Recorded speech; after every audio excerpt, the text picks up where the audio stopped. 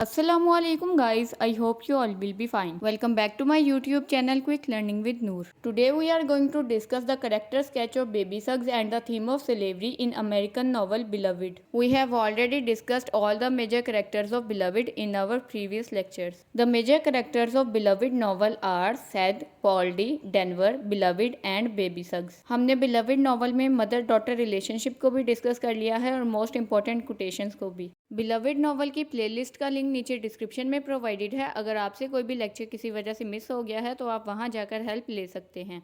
First of all, we will discuss the character sketch of Baby Suggs. Baby Suggs was named after her husband whose name was Suggs. और Baby Suggs का husband उसे baby कहकर पुकारता था, इस वजह से उसने अपना नाम Baby Suggs रख लिया। She was the mother of Hall and mother-in-law of Seth. Baby Suggs भी हॉल और Seth से पहले एक स्लेव हुआ करती थी। हॉल का नॉवल में बहुत ज़्यादा पॉजिटिव रोल है क्योंकि वो अपनी मदर को स्लेवरी से बचाने के लिए 5 साल तक ओवर टाइम करते हैं और आखिरकार हॉल अपनी माँ की आज़ादी खरीदने में कामयाब हो जाता है और उसके बाद वो ओहायो सिंसिनाटी में रहना शुरू कर देती है। वो लोगों को उनकी पास्ट की बिटर मेमोरी से रिलीफ हासिल कराने का एक जरिया बनती हैं जो कि लोगों ने स्लेवरी के टाइम पीरियड में एक्सपीरियंस किया होता है। बेबी सग्स टाउन के लोगों में रिलीजन और मोरालिटी को प्रीच करना स्टार्ट कर देती हैं। वो टाउन के लोगों के साथ क्लियरिंग में मीटिंग करती हैं जहाँ पर दरख्त कटे हुए होते हैं। वो ब्लैक पीपल को ये एक्सप्लेन करती हैं कि वो भी नॉर्मल ह्यूमन बीइंग है, सो दे should love their voices, bodies and minds. White Americans black Africans को inferior या slave consider करते थे, but according to Baby Suggs, all human beings are equal. Baby Suggs उन suppressed लोगों के लिए emotional और spiritual inspiration का source बनती हैं, जिनको अब जिंदा रहने की कोई ख्वाहिश नहीं है और उनकी जिंदगी में कोई भी होप नहीं रही, क्योंकि white owners black slaves के साथ इतना brutally behave करते थे कि black slaves का दिल करता था कि अब वो इस जिंदगी से छुटकारा हासिल करके दूसरी दुनिया में चले जाएं।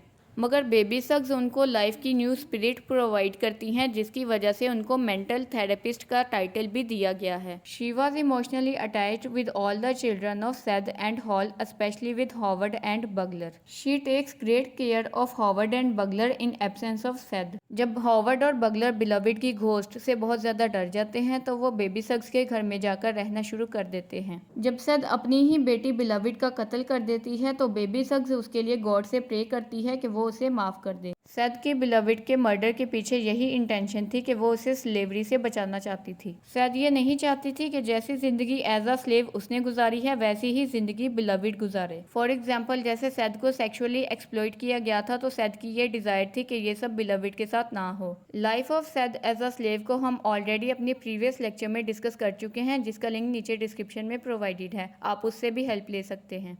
जब सेथ ने खुद ही अपनी 2 साल की बेटी बिलवेड का मर्डर किया था तो इस सारे इंसिडेंट से बेबी सग्स बहुत ज़्यादा शर्मिंदा हुई थी। उनके माइंड में बार बार ये क्वेश्चंस अराइज हो रहे थे कि लोग आकर उनसे पूछेंगे कि उनकी डॉटर इन लॉ ने ऐसा क्यों किया, मगर इन क्वेश्चंस का उसके पास कोई भी आंसर नहीं था। और अगर अब वो प्रीचिंग करेंगी तो लोग उन पर स्टायर करेंगे और अगर अब वो लोगों को गलत काम से रोकेगी तो वो आगे से उन्हें ही टॉन्ट करेंगे। हर कोई आगे से उनको यही सजेस्ट करेगा कि वो अपनी डॉटर इन लॉ सेथ को जाकर समझाए और उनकी रिलीजियस और मॉरल प्रैक्टिसेस को भी हर कोई झूठा कहेगा। उनके फॉलोअर्स यही कमेंट करेंगे कि अगर इनकी टीचिंग्स इतनी ही सच्ची होती तो इनके घर वाले भी उनको फॉलो करते। मगर स्टैम्पेड नाम का एक करेक्टर उनको ये एडवाइस करता है कि उनको प्रीचिंग नहीं छोड़नी चाहिए और वो जैसे पहले लोगों को रिलीजियस और मॉरल गाइडलाइन प्रोवाइड करती हैं उनको अपनी जॉब कंटिन्यू रखनी चाहिए। स्टैम्पेड के करेक्टर को हम ऑलरेडी भी डिस्कस कर चुके हैं कि ये एक सपोर्टिंग रोल प्ले करते हैं इस नॉवल में। Next is the conversation between Stamp Paid and Baby Suggs. Stamp Paid Baby Suggs को बताता है कि सैटरडे यानी कि वीकेंड का दिन आने वाला है, तो क्या आप मॉरल और रिलीजियस प्रैक्टिसेस के लिए लोगों को बुलाएंगी या नहीं। बेबी सग्स रिलीजन और मोरालिटी पर डिफरेंट लेक्चर्स देती थी जिनको सुनकर लोगों को बहुत ज़्यादा रिलीफ मिलता था, जिसकी वजह से वो अपने टाउन सिंसिनाटी में बहुत ज़्यादा फेमस हो गई थी। सेथ के पास्ट एक्शंस की वजह से उसे टाउन में कोई पसंद नहीं करता था। लोग उसके एग्जिस्टेंस से इतना ज़्यादा इरिटेट थे कि वो उसे टाउन में रहने की इजाज़त तक नहीं देते थे।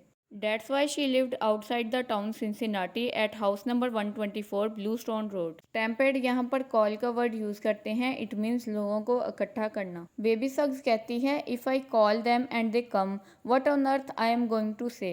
अकॉर्डिंग टू बेबी सक्स अगर वो उन लोगों को इकट्ठा कर भी ले तो वो आखिर उनसे क्या बात करेगी। टाउन में रहने वाले हर एक शख्स को ये बात मालूम थी कि बेबी सक्स की डॉटर इन लॉ सैद ने अपनी बेटी का खुद कत्ल किया था। इस इंसिडेंट से बेबी सक्स बहुत ज़्यादा ट्रॉमाटाइज्ड हो गई थी। उन्होंने प्रीचिंग भी इस वजह से छोड़ दी थी ताकि वो अपना सारा वक्त घर में ही गुजार सकें। इन अदर वर्ड्स जो सैद ने किया था वो बेबी सक्स के लिए बहुत ज़्यादा शर्मिंदगी का बाइस था। वो लोगों की बातों और तानों से बचने के लिए अपने घर में रहना शुरू कर देती है। फिर स्टैम्पेड उसको कहता है से द वर्ड, वही अल्फाज कहो जो तुम पहले इस्तेमाल करती थी। स्टैम्पेड के करैक्टर पर भी हम ऑलरेडी बात कर चुके हैं। उन सारी वीडियोस का लिंक नीचे डिस्क्रिप्शन में प्रोवाइडेड है। आई एम डैम श्योर अगर आप ये वीडियो लेक्चर्स को फॉलो करोगे तो आपके सब्जेक्टिव और ऑब्जेक्टिव सारे क्वेश्चंस इजीली सॉल्व हो जाएंगे। स्टैम्पेड भी एक सपोर्टिव कैरेक्टर है। वो पहले हॉवर्ड और बगलर को सैद के हाथों कत्ल होने से बचाता है और बाद में बेबी सक्स को भी वापस प्रीचिंग करने पे लगा देता है।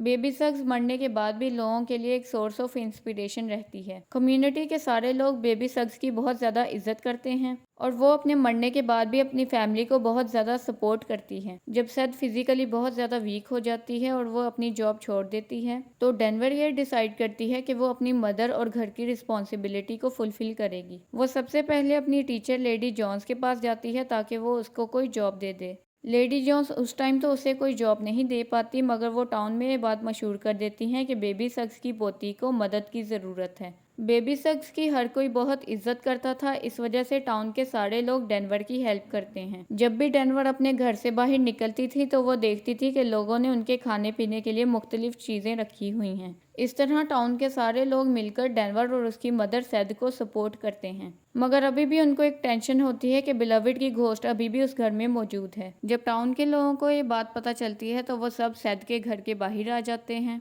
और वह सब मिलकर कुछ सूरतें पढ़ते हैं जिससे बिलविड की घोस्ट एक्सोरसाइज हो जाती है। इस तरह बेबी सक्स के थ्रू ही डेनवर और सैद एक अच्छी ज़िंदगी गुजारने के काबिल हो जाते हैं। सो आई होप ये लेक्चर आपके लिए काफ़ी इन्फॉर्मेटिव रहा होगा। हमने करेक्टर स्केच के साथ साथ इस नॉवल की समरी को भी डिस्कस कर लिया है। अगर वीडियो पसंद आई है तो वीडियो को लाइक कर दें और दोस्तों के साथ शेयर भी कर दें। अगर आप मेरे चैनल पर न्यू हैं तो चैनल को सब्सक्राइब कर दें और साथ बेल आइकन को भी प्रेस कर दें ताकि आपको मेरी हर नई वीडियो का नोटिफिकेशन टाइम से मिलता रहे। इस नॉवल के नेक्स्ट 2 पार्ट्स में हम थीम ऑफ स्लेवरी और प्लॉट समरी को डिस्कस करेंगे। If you have any query और question then you can ask in the comment section. इंशाल्लाह we will meet in the next lecture. Till then, Allah Hafiz.